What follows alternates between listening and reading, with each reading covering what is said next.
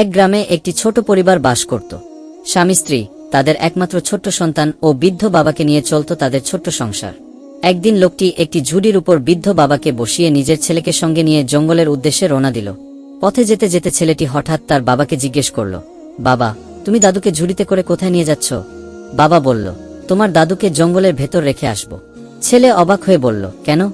বাবা বলল, তোমার দাদু অনেক বুড়ো হয়ে গেছে, এখন আর তিনি কোনো কাজ করতে পারেন না, শুধু খায় আর ঘুমায়, তাই তাকে রেখে আসো। কিছুক্ষণ ছেলেটি চুপ থেকে বলল, ঠিক আছে বাবা, তবে দাদুকে রেখে আসার সময় অবশ্যই ঝুড়িটা নিয়ে আসব। বাবা একটু অবাক হয়ে বললেন, কেন? ছেলেটি মিষ্টি হেসে বলল, তুমি যখন বুড়ো হবে তখন নতুন ঝুড়ি কেনার দরকার হবে না, এই ঝুড়িতেই তোমাকে জঙ্গলে রেখে আসব।